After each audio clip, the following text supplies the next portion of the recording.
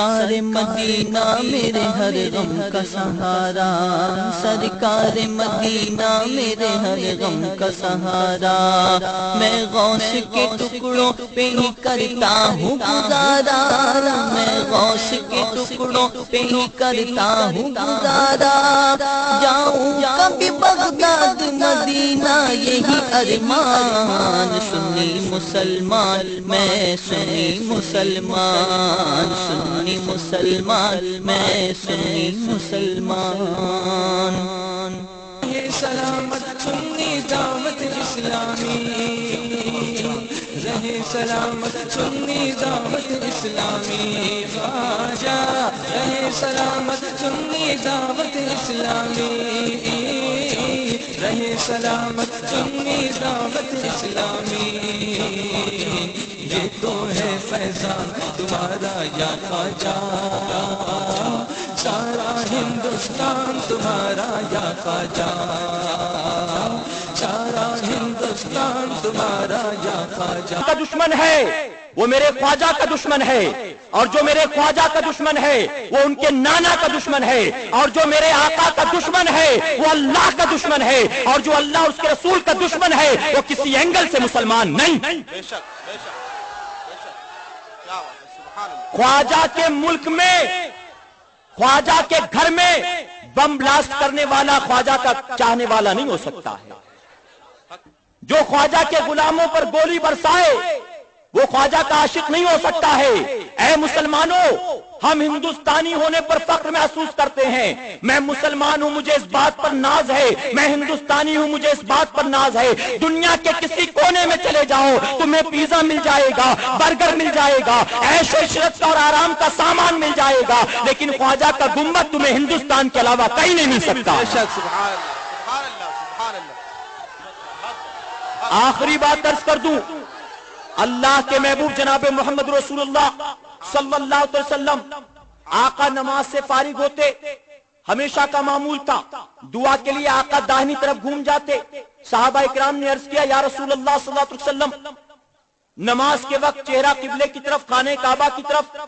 دعا کے لیے داہنی طرف کیوں؟ تو سنو آقا کیا فرماتے، آقا فرماتے ہیں اس طرف ہند ہے اور ہند سے مجھے وفا کی خوشبو آیا کرتی ہے۔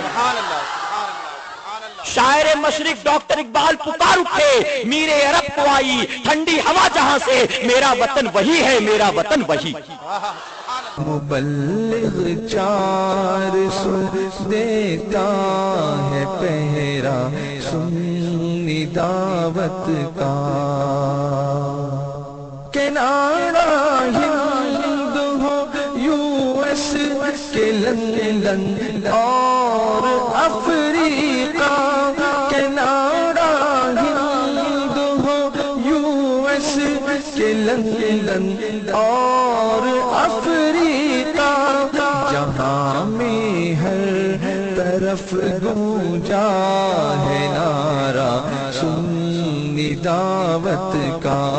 جہاں میں ہر طرف گونجا ہے نعرہ سنی دعوت کا، جہاں میں ہر طرف دیکھو ہے شہرا سنی دعوت کا، مبلغ 400 دیتا ہے پہرا سنی دعوت کا۔ ہے ان کی عیادت کے لیے نہ جانا،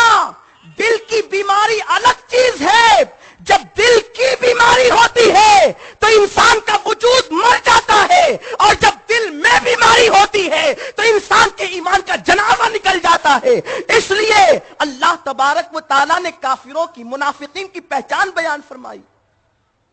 کہ اللہ نے ان کے دل میں بیماری پیدا فرمائی، ان کے دلوں میں بیماری ہے۔ اس لیے جو رسول اعظم صلی اللہ تعالی علیہ وسلم کی محبت کا دم بھرتے ہو ان کی عیادت کے لیے ضرور جاؤ، اور جو رسول اعظم صلی اللہ علیہ وسلم کو اپنے جیسا بشر کہتے ہو، رسول اعظم کے علم غیب کا انکار کرتے ہو،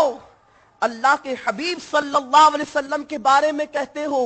کہ ان کو ماننا بھی حرام ہے اور ان سے مانگنا بھی حرام ہے. معاذ اللہ رب العالمین. ایسے لوگوں کی عیادت کے لیے نہ جاؤ، اس لیے کہ جس رسول نے غلاموں کی عیادت کی، جس رسول نے اللہ اکبر کمزوروں کی عیادت کی اور عیادت پر اتنی بڑی بڑی بشارتیں سنا دی، اس رسول اعظم صلی اللہ علیہ وسلم نے یہ بھی تو ارشاد فرمایا جب کوئی گستاخ رسول، جب کوئی منافق بیمار پڑ جائے تو اس کی عیادت کے لیے نہ جاؤ، اگر وہ مر جائے تو اس کے جنازے میں نہ جاؤ، نہ ان کے ساتھ بیٹھو، نہ ان کے ساتھ نماز پڑھو، نہ ان کی نماز پڑھو. یہی مسلک اعلی حضرت ہے. جو رسول اعظم سے محبت کرتے ہیں ہم ان کی عیادت بھی کریں گے، ان کی تکلیف میں ان کا ساتھ بھی دیں گے، اور جو رسول اعظم صلی اللہ علیہ وسلم سے اپنا رشتہ توڑتے ہیں ان کے لیے تو ہمارا یہ ایمان اور اعلان ہے کہ دشمن احمد پہ شدت کیجئے، ملحدوں کی کیا مرفت کیجئے، غیظ میں جل جائے بے دینوں کے دل، یا رسول اللہ کی کثرت کیجئے. شرک ٹھہرے جس میں تعظیم حبیب، اس برے مذہب پہ لعنت کیجئے. سنتوں پر عمل جب سے ہونے لگا، سنتوں پر عمل جب سے ہونے لگا، دور دنیا کے فیشن سے ہونے لگا، دور دنیا کے فیشن سے ہونے لگا. پیر و مرشد کی جب سے نظر ہے پڑی، پیر و مرشد کی جب سے نظر ہے پڑی، سب سے اچھی میری زندگی بن گئی، سب سے اچھی میری زندگی بن گئی. یا نبی یا نبی یا نبی یا نبی یا نبی یا نبی یا نبی یا نبی. اب کہیں جانے کی ضرورت نہیں، اس لیے کہ جب بندہ گناہ کرتا ہے تو اس کا وجود سیاہ ہو جاتا ہے، اس کا قلب سیاہ ہو جاتا ہے، اور اس کے دل کے اوپر گناہوں کی وجہ سے سیاہی بے پناہ لگ جاتی ہے. تو ظاہر سی بات ہے کہ دل جب کالا ہو جائے تو اس کو روشنی دینے کے لیے کسی چمکدار، کسی روشنی کی ضرورت ہوتی ہے. اعلیٰ حضرت عظیم البرکت امام عشق و محبت اسی لیے تو میرے سرکار کی بارگاہ میں عرض کرتے ہیں، چمک کس سے پاتے ہیں سب پانے والے، میرا دل بھی چمکا دے چمکانے والے. ساری کائنات کو روشنی ملتی ہے سرکار کی بارگاہ سے، سب کو اجالا ملتا ہے حضور کی بارگاہ سے. ایک گناہوں میں زندگی گزارنے والا انسان جب گناہ کر کے اپنے دامن کو گناہ آلودہ کر لیتا ہے، اب وہ اپنے گناہ کے نشانات کو مٹانا چاہتا ہو، اپنے دامن پر لگے ہوئے گناہوں کے دھبوں کو مٹانا چاہتا ہو، اپنے گناہوں کی سیاہی کو دھلوانا چاہتا ہو، تو اس کے لیے ضروری ہے کہ بارگاہ رسول صلی اللہ علیہ وسلم کا وہ سوالی بن جائے، اپنی توجہ کو رسول کی طرف مبذول کر دے، اپنے دست سوال کو بارگاہ رسول میں پھیلا دے. میرے سرکار کا در وہ در ہے کہ ہاتھ پھیلاؤ گے تو یہ نہیں دیکھا جائے گا کس شہر سے آیا ہوا ہے، کس خاندان سے تعلق رکھتا ہے، بلکہ میرے سرکار کی شان تو یہ ہے کہ واہ کیا جود و کرم اے شہ بتا تیرا، نہیں سنتا ہی نہیں مانگنے والا تیرا. سرکار کا در تو وہ در ہے جو مانگو سو ملا کرتا ہے، جب مانگو تو عطا کیا جاتا ہے. وہاں ایک لفظ نہیں ادا ہی نہیں کیا جاتا، بندہ جو بھی طلب کرتا ہے میرے مصطفیٰ جان رحمت صلی اللہ علیہ وسلم عطا فرماتے ہیں. ایک اللہ کے برگزیدہ بندے ارشاد فرماتے ہیں کہ جس طریقے سے حاجی کے لیے ضروری ہے کہ عرفات کے میدان میں پہنچنے کے بعد وہ یقین کامل کر لے کہ میں جب یہاں حاضر ہوا ہوں انشاءاللہ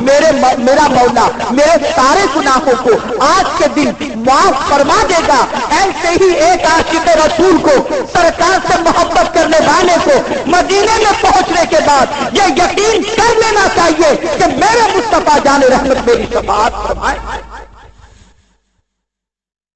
میرے دل کی ہے تمنا ہر دم،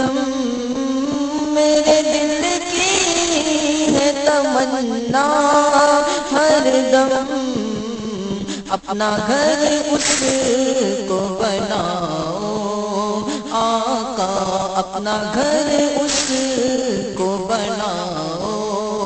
آقا، دل کی دنیا کو سجاؤ آقا، اپنی الفت میں جلاؤ